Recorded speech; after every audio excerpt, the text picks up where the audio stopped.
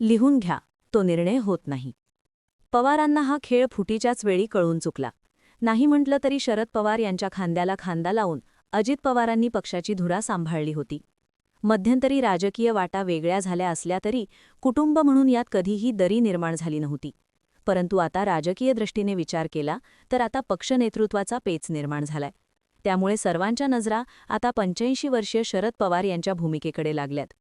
अजित पवारांच्या जाण्यानं राष्ट्रवादीची सूत्र पुन्हा एकदा ज्येष्ठ नेते व पक्षाचे संस्थापक शरद पवारांच्या जवळ येऊन थांबलीत. पवारांसारख्या वयोवृद्ध नेत्यांना या वयात देखील पक्षाची सूत्र हाती घ्यावी लागण्याची शक्यता राजकीय वर्तुळात उमटताना दिसतेय. अजित पवारांनंतर केवळ शरद पवार हेच असे सर्वमान्य नाव पुन्हा एकदा चर्चेत आले. पक्षाची धुरा शरद पवार याही वयात पेलवतील का हा प्रश्न असला तरी सध्या राष्ट्रवादीच्या नेत्यांसमोर अजित पवारांच्या अकाली निधनासोबतच पक्षाची धुरा सांभाळण्याची मोठी जबाबदारी आहे. राजाला भावना नसतात असं म्हटलं जातं. ज्या राजसिंहासनाचा पाया शरद पवारांनी घालून दिला आणि तो वसा आणि वारसा अजित पवारांनी मोठ्या नेत्याने पुढे चालवला, आता तोच वसा पुन्हा एकदा शरद पवारांजवळ येणार की नवीन नेतृत्वाचा उदय होणार हे पुढील काळातच अधिक स्पष्टपणे स्पष्ट होऊ शकेल. लोक म्हणतायत की सुप्रिया सुळेंच्या नावावर मोहर लागेल, पण आम्ही म्हणतोय की आता पवार तो निर्णय कधी घेऊच शकत नाही. मुळात अजित पवारांना स्वतंत्र नेतृत्व हवं होतं. अजित पवारांना राष्ट्रवादीची कमान आपल्या हाती हवी होती. शरद पवार ज्यावेळी राष्ट्रीय सदस्यत्वाचा किंवा राष्ट्रवादी काँग्रेस पक्षाच्या अध्यक्षपदाचा राजीनामा देत होते, त्याचवेळी अजित पवार सुप्रिया सुळे आमनेसामने आले होते. अजित पवारांचे शेवटचे वाक्य हे सुद्धा होते की पवारांचं वय झालंय, थांबून घ्यावं.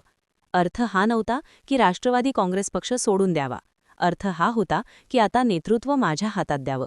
आता मुळात नेतृत्वाची लढाईच या नावामुळे सुरू झाली होती. कारण सुप्रिया सुळे हे नाव पुढे केलं जात होतं. जसं बाळासाहेब ठाकरेंच्या बाबत राज ठाकरे की उद्धव ठाकरे हे निवडताना झालं होतं, अगदी तसंच पवारांच्या हयातीत होताना दिसत होतं. आणि त्यामुळेच सुप्रिया सुळेंच्या ऐवजी मीच या पक्षाचा वारसा पुढे चालावा म्हणून राष्ट्रवादीत बंडाळी घडली होती असं म्हटलं जातं. मान्य, अजित पवारांना जाऊन फक्त खाली 3 दिवसच उजडले, पण या तिसऱ्याच दिवशी राजकीय उलथाफालथी सुरू झाल्या.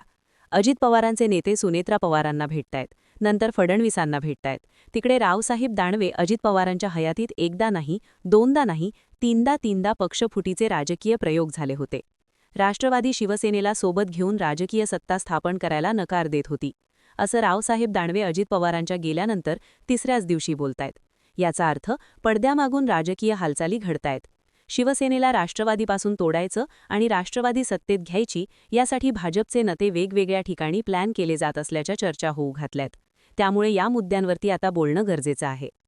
अजित पवारांच्या जाण्यानं शरद पवारांना पुन्हा एकदा कुटुंबाचा आणि पक्षाचा आधारवड म्हणून मैदानात उतरावं लागेल अशी चर्चा आहे.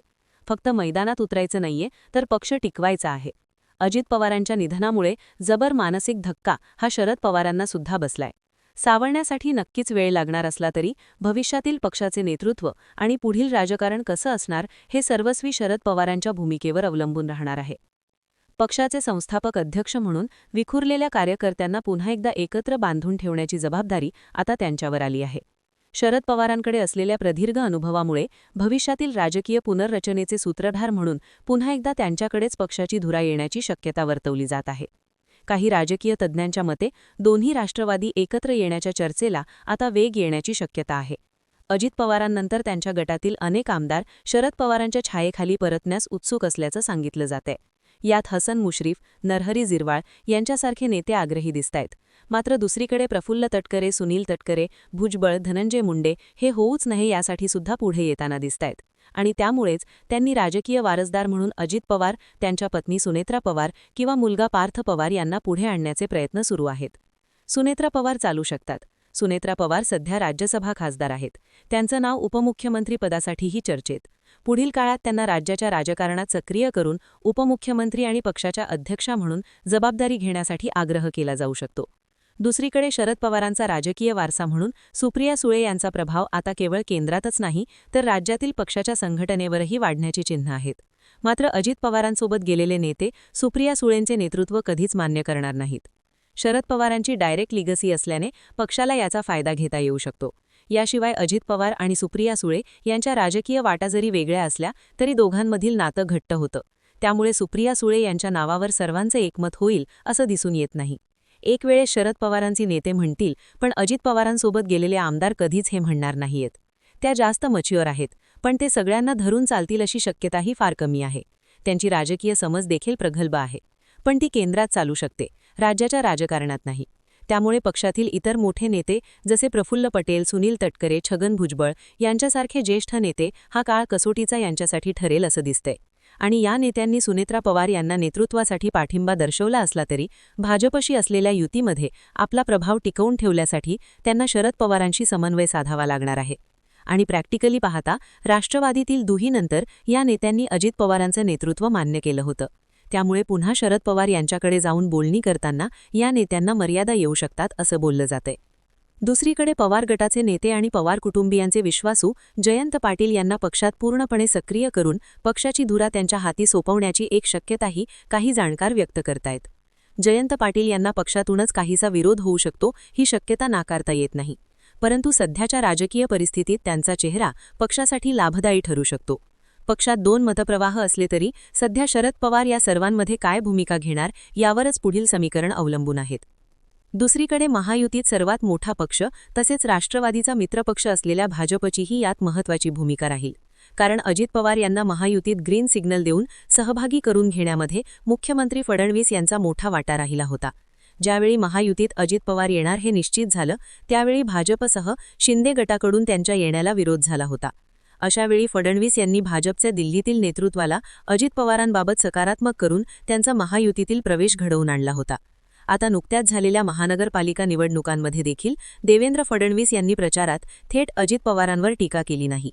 आता दादांच्या निधनानंतर देखील फडणवीस यांनी बारामतीत जाऊन पवार कुटुंबियांना अशा कठीण परिस्थितीत जे पाठबळ दिलं ते पाहून अनेकांना अजित पवार देवेंद्र फडणवीस यांची बॉन्डिंग घट्ट होताना दिसते. पण अर्थात एक गट असाही आहे की जो म्हणतोय की अजित पवारांच्या सिंचन घोटाळ्याबाबत घेराव घालणारा भाजप होता. सिंचन घोटाळ्याची फाईल बाहेर काढणार म्हणणारे शहा होते. आणि त्यामुळे सिंचन घोटाळ्याचा मुद्दा आता गुंडाळला जाणार का किंवा भाजप सिंचन घोटाळ्यामध्ये अजित पवार कुठेच नव्हते हे जगजाहीर करणार का असे जर तरच्या मुद्द्यांवरती बरंच काही सुरू आहे. पण यातून एकच स्पष्ट होते की सध्या तरी पवार सुप्रिया सुळेंना उत्तराधिकारी करण्याचा निर्णय घेणारच नाहीत. आणि तसं जर झालं तर राष्ट्रवादी काँग्रेसमध्ये फूट अटळ आहेत. आता दुसरा नाव रोहित पवारांचं समोर येतंय. रोहित पवार इतके मच्युअर नाहीयेत. रोहित पवार आत्ताच पक्षाचे नेतृत्व करू शकत नाहीयेत. रोहित पवारांना त्यांचा बालेकिल्ला खाली पोस्टल मतांमध्ये राखता आला होता आणि त्यामुळे स्थानिक नेत्यांची पकडसुद्धा रोहित पवारांना जमवून ठेवता आली नाही. त्यामुळे रोहित पवार पक्षाचे नेते कधीच होऊ शकत नाहीत. आता या जर तरच्या भूमिकेत सुप्रिया पवार नाव परफेक्ट बसतं. पण फिरून फिरून सगळं पवारांपाशीच येऊन थांबणार आहे. या सगळ्या घडामोडींकडे तुम्ही कसं पाहता कॉमेंट सेक्शनमध्ये जरूर व्यक्त व्हा. अशाच माहितीपूर्ण व्हिडिओसाठी आपलं चॅनल आवर्जून सबस्क्राईब करा. जय महाराष्ट्र.